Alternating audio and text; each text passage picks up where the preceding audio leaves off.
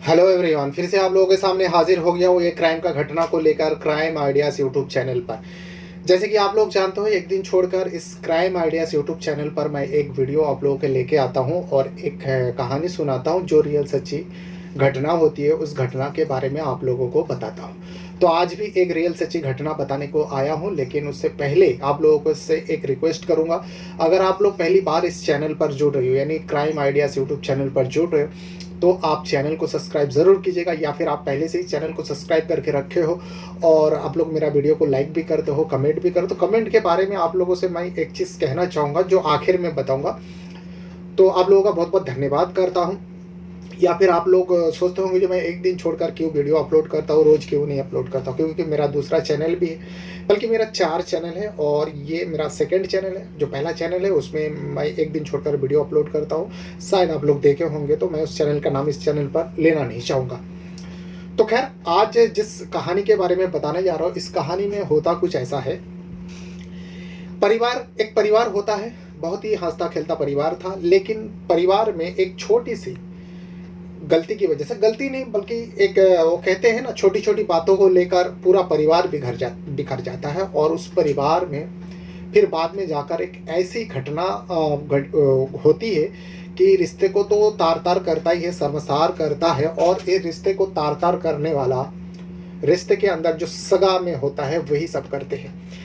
एक भाई जो है अपनी नाबालिग बहन के साथ सालों से रेप करते आ रहा था, और वो बहन किसी को बता भी नहीं पा रही थी और ना खुद उस बात को समझ पा रही थी जो मैं क्या करूं। क्योंकि वो लड़की जो है, वो जो बहन होती है, वो किसी को बताए तो किसको बताए, क्योंकि उसका कोई अपना था ही नहीं उसके साथ। वो अपने भाई के साथ रहने पर मजबूर हो गई थी, और वो भाई जो है उसे एक शहर में ले जाकर ये सारे घिनौना काम करता, बल्कि घिनौना सभी बदतर करता, उसे ड्रग्स खिलाता और हर रात को उसे ड्रग्स देता, और ड्रग्स देने के बाद उसके साथ पूरी रात अपनी पत्नी के जैसा इस्तेमाल करता, और वो लड़की बस रोती रहती। कई सालों तक चला ये मामला। फिर उसके बाद वो लड़की अब सोचती है जो भी होगा देखा जाएगा। फिर वो लड़की जो है नज़दीकी पुलिस थाने जाती है, और वो तब जाती है जब उसके गर्भ में 1 महीने का बच्चा पाल रही थी। उससे पहले कई मर्तबा उस लड़की ने, नाबालिग लड़की ने कई मर्तबा बच्चे को गोली खिलाकर वो पेट के अंदर ही मरवा देती है, क्योंकि भाई ने उसको गोली लाकर देता था और कहता था इस गोली को खा ले, तुझे आराम मिल जाएगा, तेरे जो पेट में बच्चा पाल रहा है, क्योंकि भाई को भी पता थी, वो अंदर ही खत्म हो जाएगा। यानी गोली के जरिए उसका गर्भपात करा दिया जाता। लेकिन फिर लड़की एक दिन हिम्मत करके पुलिस स्टेशन में जाती है और जाने के बाद पूरी बात बताते हैं, और तब जाकर ये पूरा सच्चाई सामने आता है। और आप लोगों को लग रहा होगा तो फिर बाकी परिवार के लोग कहाँ थे, ये दोनों भाई बहन जब ऐसा घिनौना काम कर रहे थे। तो इस कहानी में पूरा डिटेल बताऊंगा। तो ये घटना जो है 2023 की है, अप्रैल महीने में सामने आया था। 2023 अप्रैल महीने का तारीख थी 21 अप्रैल। 21 अप्रैल को सुबह सुबह एक लड़की जो है रायपुर, जो देहरादून के अंदर आती है, देहरादून के अंदर एक रायपुर जगह है जो एक सिटी जैसा है, उस सिटी के पुलिस स्टेशन में वो जाती है। नाम होती है उस लड़की का, नाम जो थी रिया, रिया नाम होता है उस लड़की का। अब वो रिया पुलिस स्टेशन में जाती है, और जाने के बाद जब पुलिस स्टेशन में जाती है, एक 16-17 साल की लड़की थी। तो पुलिसकर्मी ने पूछा जो किससे मिलना है, क्या काम से आए हो। तो वो लड़की बताती है जो यहाँ पे सीनियर ऑफिसर कहाँ पर मिलेगा, कौन से कैबिन में मिलेगी। तो वो पुलिस वाले कहते हैं ऐसे क्या काम है बताओ, हम लोग बताते हैं। तो लड़की कह रही थी नहीं, मुझे सीनियर ऑफिसर से ही मिलना है और उन्हीं को बताना है अपने तकलीफ है। पुलिस वाले समझ जाता है जो इस लड़की के साथ कुछ ना कुछ हुआ है, तभी वो सीनियर ऑफिसर से मिलना चाहती। तो वो पुलिसकर्मी कहते हैं अच्छा ठीक है, तुम यहीं पे बैठो, मैं जाकर सीनियर ऑफिसर से बात कर लेता हूँ, अगर वो आपको बुलाता है तो आपको साथ में लेकर उनके कैबिन में चलता। वो जो कांस्टेबल होता है सीनियर ऑफिसर के पास जाते हैं, और जाने के बाद इस लड़की के बारे में बताते हैं। जो साफ एक लड़की आई है, 16-17 साल की लड़की होगी, कुछ कहना चाहते हैं। तो साहब ने कहा तो तुम लोग किस लिए हो, तुम लोग क्या खाली खड़े रहने के लिए या टाइम पास करने के लिए आए हो। साहब का फटकार मिलता है, लेकिन वो कांस्टेबल कहता है नहीं साहब, हमने पूछा। तो वो लड़की बार बार 2-3 बार पूछने के बावजूद भी वो लड़की कहती है नहीं, मुझे जो कुछ भी कहना है सीनियर ऑफिसर से ही कहना है। तो साहब ने भी सोचा चलो ठीक कोई बात होगा। तो साहब ने कहा जो ठीक है। साहब कुछ कर रहे थे, पेपर वर्क कर रहे थे, वो पेपर रोकते थे और कहते जाओ लड़की को लेकर आओ। लड़की को लेकर वो कांस्टेबल जो है साहब के दफ्तर में पहुंचता है। कांस्टेबल खड़े हो जाते हैं। साहब पूछता है जो क्या बात है बेटा, क्योंकि वो साहब जो है बुजुर्ग सीनियर तो थे और बुजुर्ग भी थे। वो साहब पूछता है जो क्या बात है बेटा, क्योंकि वो लड़की छोटी सी लड़की थी, 16-17 साल की बच्ची थी। साहब ने बड़े प्यार से, बड़ी तसल्ली से, बड़े आराम से पूछताछ कर रहे थे जो बेटा क्या कहना चाहते हो, क्या बात है। वो लड़की खामोश थी। लड़की को पहले तो बिठाया जाता है और उसके बाद कहता है देखो घबराओ नहीं, जब तुम पुलिस स्टेशन में आए हो तो बताओ तुम्हारे साथ क्या हुआ है, कुछ कह दिया, किसके बारे में कुछ रिपोर्ट दर्ज कराना है, किस लिए आए हो और मुझसे क्यों मिलना चाहते हो। तब लड़की कहती है जो साहब मैं अपने भाई के खिलाफ रिपोर्ट दर्ज कराना चाहती हूँ। और तो पुलिस ने पूछा, ऑफिसर ने पूछा जो क्या रिपोर्ट दर्ज कराना चाहते हो, क्या हुआ है। वो लड़की कहती है साहब मेरे पेट में 1 महीने के बच्चा है।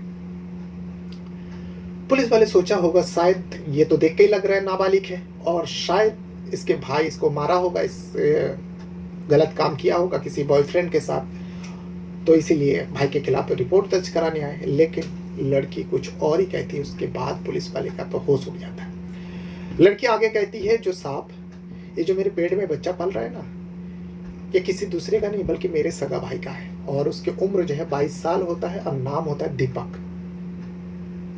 पुलिस अपने वो जो साहब होता है वो अपने चेयर से उठते हैं और उठने के बाद बिल्कुल लड़की के जो आमने सामने बैठे हुए थे बिल्कुल लड़की के बगल वाला कुर्सी में आकर बैठते हैं और उस कांस्टेबल को कहते हैं जाओ एक लेडीज कांस्टेबल को केबिन में भेजो। बाहर वो कांस्टेबल जाते हैं, फौरन एक लेडीज कांस्टेबल अंदर जाती है। लेडीज कांस्टेबल खड़ी रहती है और उसके बाद वो साहब जो है उस लड़की से पूछताछ करती है, क्योंकि किसी भी महिला से पूछताछ जब होती है पुलिस स्टेशन में तो कोई ना कोई एक मतलब महिला पुलिसकर्मी होना जरूरी है। तो वो महिला कांस्टेबल जो महिला पुलिसकर्मी है वहाँ पर खड़ी रहती है और उस लड़की से पूछताछ किया जाता है। उसके सिर पर हाथ रखा जाता है, प्यार से हाथ रखता है क्योंकि लड़की रो रही थी। और साहब पूछता है जो बेटा रो मत, तुमने बहुत हिम्मत किया, तुमने ये सब कुछ बताया, पूरा डिटेल बताओ, तुम्हारे साथ जो कुछ भी हुआ उसका बदला लिया जाएगा और उसे छोड़ा नहीं जाएगा, चाहे वो तुम्हारा भाई ही क्यों ना हो। अब जब एक महिला पुलिसकर्मी थी तो वो लड़की के अंदर थोड़ा बहुत और हिम्मत आई। अब वो लड़की धीरे धीरे एक एक करके पूरी बात बताती है। उसको फौरन बात पुलिस वाले का एक टीम बनाता है, साहब का ऑर्डर होता है, क्योंकि वो लड़की बताती है जो मेरा भाई इस वक्त कहाँ पर होगा। पुलिस का एक टीम गठित करता है और उसके बाद फौरन उस जगह पर भेजा जाता है जहां पर उसका भाई काम कर रहा था। उस सिटी इलाका में ही एक जगह होता है रिंग रोड और ये तारीख थी 22 अप्रैल, यानी एक दिन बीत जाता है। 21 अप्रैल को उसी वक्त भेजा गया था पुलिस द्वारा सुबह के वक्त, लेकिन वो लड़का मिला नहीं था। दूसरा दिन 22 अप्रैल को रिंग रोड करके एक जगह है, उस जगह पर खबर मिलती है जो दीपक वहां पर है। पुलिस का टीम सिविल ड्रेस में जाता है और दीपक को पकड़ लेता है। पकड़ के पुलिस थाने पहुंचता है। थाने पहुंचने के बाद जब दीपक से पूछा जाता है, दीपक के पास सच्चाई के अलावा झूठ बोलने का कोई रास्ता नजर ही नहीं आ रहा था, क्योंकि सामने खुद उसकी बहन बैठी हुई थी और बहन ने ही सब कुछ बता चुके थे। अब उस दीपक को तो सबसे पहले उस साहब ने उस बहन के सामने मुंह पर एक तमाचा मारता है, क्योंकि वो बालिग था, वो 22 साल का लड़का था और ऐसा लग रहा था तभी भी जब उसको पुलिस थाने में लाया गया तभी भी वो नशे में था। उसके बाद उसे पूछा जाता है जो तू कैसा हैवान है रे, तू अपने ही छोटी बहन का इज्जत के साथ खेलता था और ये सालों से इस घिनौना काम को करता था। उसके बाद उस दीपक ने भी पूरी सच्चाई बता देता है जो उस बहन ने कही थी पुलिस वाले को। फिर उन दोनों को थाने से सीधा कोर्ट में पेश किया जाता है और कोर्ट ने इस लड़की को तो एक बाल सीधा गृह में भेज देता है और उसके बाद एक एनजीओ को सौंप दिया जाता है। उसके बाद उस दीपक को जेल हो जाती है। अब ये तो खत्म हो गया, लेकिन आपको मैं मेन वजह बताया नहीं। आप लोग भी सोच रहे होंगे भाई ये तो पूरा दी एंड कर दिया, लेकिन आखिर हुआ क्या था। जब भाई ने बहन के साथ रेप करता था, सालों से करता था, तो इसके बाकी के परिवार के लोग कहाँ थे। जैसे कि मैंने शुरुआत में बताया, छोटी छोटी बात को परिवार को बिखर के रख दिया था, पूरा बर्बाद कर दिया था। क्योंकि इस दीपक और रिया का माँ जो है, इन लोग मूल तौर का जो है मुरादाबाद का रहने वाला होता है। मुरादाबाद में ही माँ बाप के साथ दीपक और रिया रहा करते थे। खुशहाल परिवार था। दीपक के माता पिता भी दोनों बच्चों को बहुत प्यार करते थे।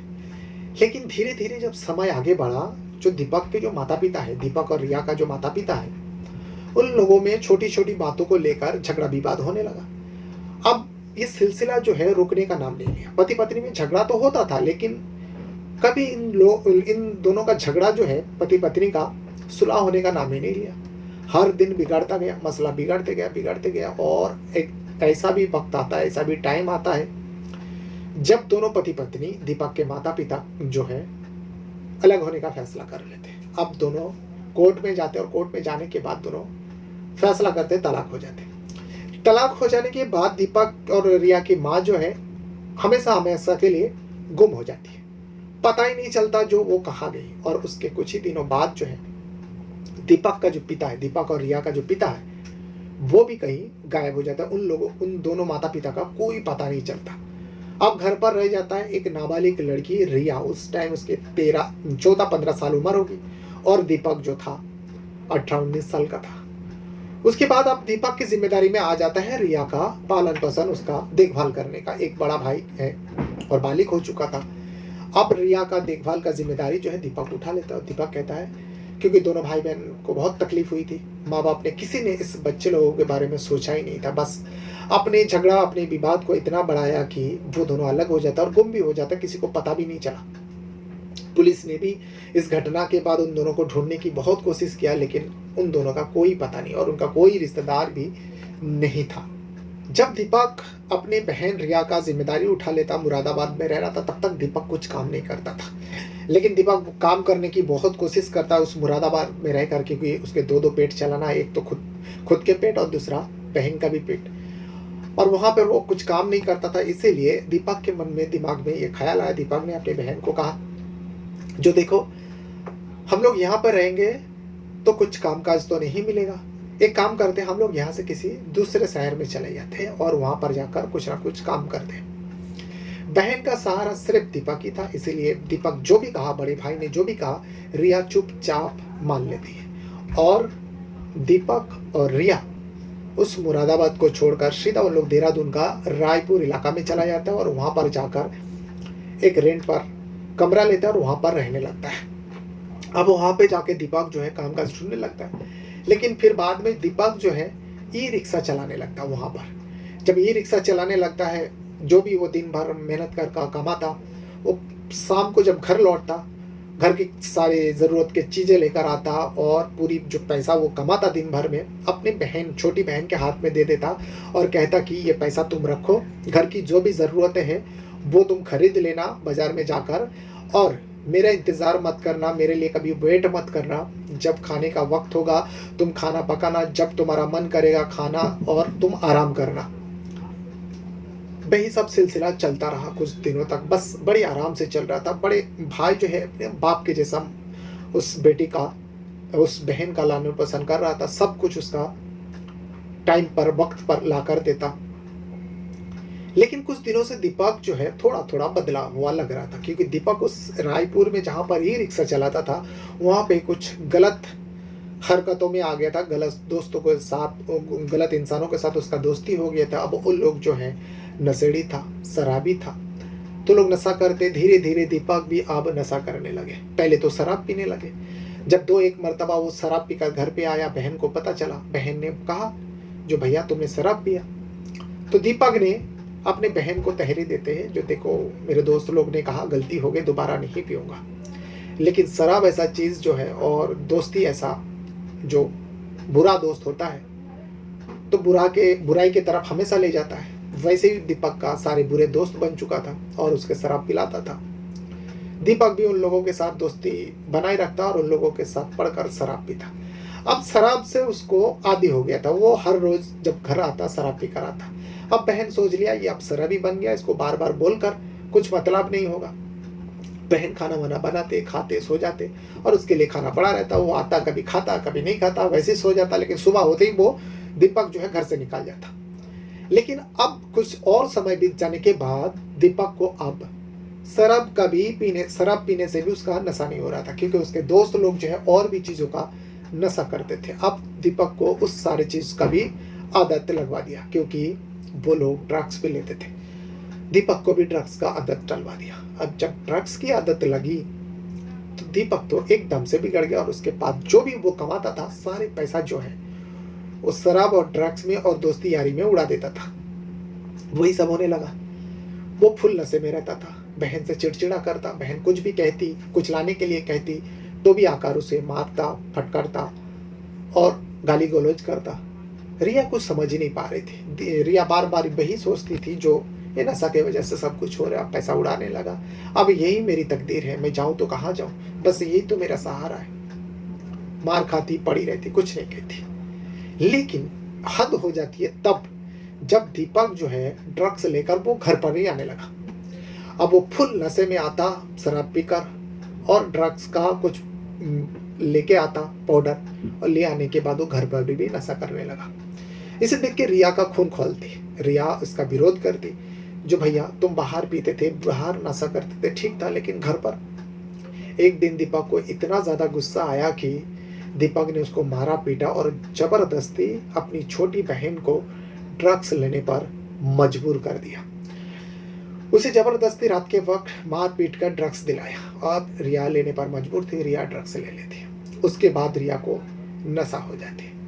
अब जब नशा होते हैं, खुद दीपक नशे में था, अब वो एक जवान बहन थी, उसको भी नशा हो जाता है, और ये दोनों नशे की हालत में दीपक को सारी मर्यादा को तोड़ते हुए उस रात दीपक जो है रिया का रेप करता। पहले तो रिया को अजीब लगा, लेकिन नशे में होने की वजह से वो भी उतना विरोध नहीं कर पाई, वो भी उसके साथ देने लगी और रिया का रेप कर डालता है दीपक। पूरी रात पति पत्नी के जैसा दोनों संबंध बनाते रहा, इंटीमेट होते रहा, लेकिन सुबह होते ही दोनों का जब नशा उतरा, दोनों को ख्याल आया जो हम दोनों रात को क्या किया। ये तो रिया को तो जबरदस्ती दिलवाया गया, ड्रग्स दिलाया। उसके बाद रिया रोने लगी तो दीपक समझ जाता है, दीपक को भी होश आता है जो रात को मैंने उसको ड्रग्स दिया है और उसका रेप किया। उसके बाद दीपक उसे कहता है, जो देख, जो भी हुआ रात को, इस बारे में तो किसी को कहना नहीं, अगर तू जिंदा रहना चाहती है ना तो मुंह किसी के आगे खोलना नहीं। वो कहकर चले जाते हैं। अब रिया को भी लगा, हो सकता है भैया नशे की हालत में ऐसा कर दिया, अब मुझे भी वो नहीं लेना चाहिए था, मुझे भी थोड़ा संभालना चाहिए था। लेकिन रिया तो नशा किया था, इसलिए उसे भी मौका ही नहीं मिला संभालने का, वो भी साथ देने लगे। रिया भी इस बात को खामोश हो जाती, चुप रह जाती। अब बोले भी तो उसके मन में एक तो कहा जो इस बात को कहूँ, लेकिन कोई तो अपना था नहीं, और जिस जगह पे वो लोग रह रहे थे उन लोग को ज्यादा कोई पहचानता नहीं थे। कुछ लोग तो वहाँ आसपास वाले समझते थे जो ये दोनों पति पत्नी है, लेकिन ये दोनों भाई बहन रिश्ता था। दीपक पूरा दिन बाहर रहते थे और रिया घर से बाहर नहीं जाते। एक बार बाजार जाती तो घर पर आकर घर का काम काज करते, फिर कमरे में ही रहते, ज्यादा खुलती मिलती नहीं थी। इसलिए रिया किसी को इस मसले के बारे में बताना चाहती भी तो किसको बताती, इसलिए रिया भी चुप रह जाती। लेकिन ये पहली बार जब हुआ था ना, उसके बाद ये तो बस एक सिलसिला सा चल पड़ा था, आदत सी पड़ गई थी दोनों को बीच में। रिया को पहली बार तो बहुत गलत लगा, लेकिन फिर धीरे धीरे रिया को भी जब नशे की लत लग गई, ड्रग्स की लत लग गई, वो खुद अपने भाई को कहती, जो भाई आज रात को लेकर आना नशा, क्योंकि उसे भी ड्रग्स का आदत लग चुकी थी। अब वो भाई दीपक जो है, वो जो भी कमाता दिन भर वो ड्रग्स लेके आता, शराब लेके आता, दोनों भाई बहन रात को पीता और दोनों भाई बहन पति पत्नी के जैसे रात भर संबंध बनाता। इसी बीच रिया कई मर्तबा गर्भवती हुई, यानी प्रेग्नेंट हुई। इस बारे में अपने भाई को बताती है, जो भाई मुझे लगता है मेरे पेट में बच्चा ठहर गया। भाई गोली लाकर उसको देता, गर्भपात कराने का जो गोली है, शुरुआत में पकड़ा जाता है तो उसको गोली लाकर मेडिकल से देता, वो गोली खाती, बच्चा अंदर ही मर जाता, बच्चा अंदर ही खत्म हो जाता।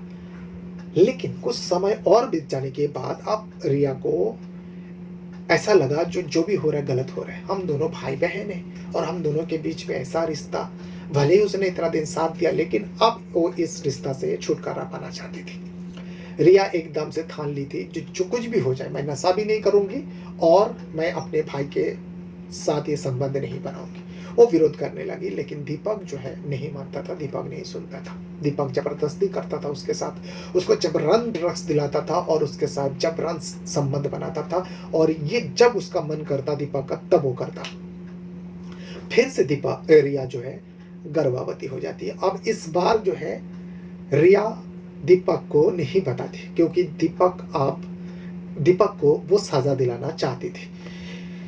तो दीपक को जब नहीं बताती, दीपक एक दिन, वो 21 अप्रैल 2023 की बात थी, 21 अप्रैल को दीपक उस रात को भी, यानी 20 और 21 तारीख के अप्रैल के रात को वक्त भी वो अपनी बहन के साथ वो सारे हरकतें किया था। वो सुबह उठ के चले जाते हैं, लेकिन बहन का बदला हुआ चेहरा देखकर दीपक बार बार डराता था उसको, जो कुछ भी होता है हम दोनों के बीच में, हम दोनों का रिश्ता किसी को पता नहीं चलना चाहिए। जिस दिन मुझे अगर सुनाई दिया तूने किसी को भी इस बात को जिक्र किया, उसी दिन तेरा आखिरी दिन होगा, मैं तुझे मौत के घाट उतार दूंगा या फिर तेरे चेहरे पर तेजाब डाल दूंगा। ये हमेशा वो धमकी देकर घर से बाहर जाता था सुबह के वक्त। 21 अप्रैल का भी सुबह सुबह वो इसी धमकी को देकर चले जाते। अब रात को ही वो लौटता था। पूरा दिन रिया जो है घर पर रहती थी, जब से वहां पर शिफ्ट हुई उस रायपुर के अंदर देहरादून में। अब रिया ठान लेती है, उसे उतना पता तो नहीं था पुलिस स्टेशन कहाँ है नहीं है। वो बाजार जाती है, जैसे भाई निकल जाता है वो बाजार जाती है। बाजार से किसी लोगों से पूछा, जो भाई यहाँ पे पुलिस स्टेशन कहाँ है? कोई ना कोई बता ही देता है, जो आगे जाओ थोड़ी तो पुलिस स्टेशन आएगा। वो उस पुलिस स्टेशन में जाती है और जाने के बाद पूरी बात बताते हैं। उसके बाद पुलिस सुनने के बाद फौरन जो है उस दीपक को पकड़ने के लिए, क्योंकि रिया को पता थी जो यहाँ पर ही एक रिंग रोड कर जगह है, वहाँ पर मेरा भाई ई रिक्शा चलाता है। कई सारे रिक्शा वाले को वहाँ से पूछताछ करता है, जो भाई तुझे कई सारे लोग ढूंढ रहे थे। अब पुलिस के लिबास में तो कोई नहीं था, खाकी वर्दी में नहीं था, बस सिविल ड्रेस में गया था ताकि दीपक को भनक न लगे। जब 2-3 रिक्शा वाले से दीपक के बारे में पूछा गया तो सारे लोगों ने बोला हाँ यहीं पे तो था, वो भाड़ा लेकर कहीं गया होगा, लेकिन दीपक को भनक लग जाती थी।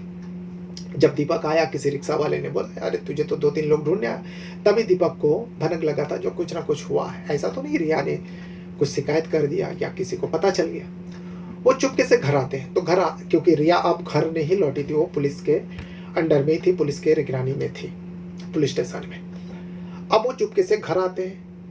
दीपक आकर देखता है कि घर पर ताला लगा हुआ है। वो वहां से फरार होने का चक्कर में था, जो रिया घर पर नहीं है, यानी वो लोग जो ढूंढने आए थे वो पुलिस वाला ही थे। और अब भागने का फिराक में था, लेकिन एक दिन बीत जाता है। 22 अप्रैल को जो है पुलिस जाल बिछाया हुआ था, बस दीपक को ढूंढना था। कई सारे लोगों को बता दिया था, जो जैसे ही आएगा दीपक इशारा कर देना। और जैसे ही दीपक उस रिंग रोड पर मौजूद होता है, पुलिस वाले चारों तरफ से घेराबंदी करके दीपक को दबोच लेता है और पुलिस स्टेशन में ले जाकर जब रिया के सामने बिठा देता है, तब दीपक का सारे कारनामा सामने आ जाता है, क्योंकि उसके पास सच्चाई के अलावा झूठ बोलने का कोई रास्ता था ही नहीं। तो इस पूरी घटना के बाद कई सारे एनजीओ सामने आता है उस लड़की का देखभाल के लिए, उस लड़की को अपने साथ ले जाने के लिए, लेकिन कानून की कार्रवाई, कुछ कागजी कार्रवाई होता है। उस कागजी कार्रवाई के बाद उस लड़की को एक एनजीओ को सौंप दिया जाता है और यहाँ दीपक को अदालत में पेश करते हुए अदालत जो है उसे लंबे समय के लिए जेल भेज देता है। तो ये था वो पूरा घटना जो देहरादून रायपुर में घटी थी, जहाँ पर एक सगा बालिग भाई एक नाबालिग बहन के साथ सालों से ड्रग्स खिलाकर, नशा यानी शराब वगैरह पिलाकर उसके साथ रेप करता था और कई मर्तबा वो अपने सगा भाई से गर्भवती हुई और बच्चे को गिराए थे। तो ये था वो पूरी घटना। और जैसे कि मैंने आप लोगों को शुरुआत में कहा, जो आप अगर जिस वीडियो को कमेंट करते हो उस कमेंट के बारे में मैं कुछ कहना चाहता हूँ, तो आखिर में बताने के लिए आप लोगों से कहा था।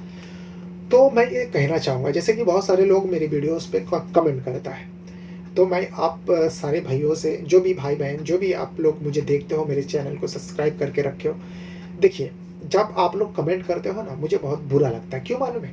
क्योंकि आप लोग कमेंट में ऐसे ऐसी चीज़ें लिखते हो, किसी एक समुदाय, किसी एक कास्ट को लेकर जब आप लोग ऐसे कमेंट करते हो ना, तो बहुत बुरा लगता है। ऐसा कमेंट मत कीजिए। मैं बोलता हूँ, जो आपको राय देनी है, कुछ कहना है, तो कमेंट बॉक्स में बताइएगा।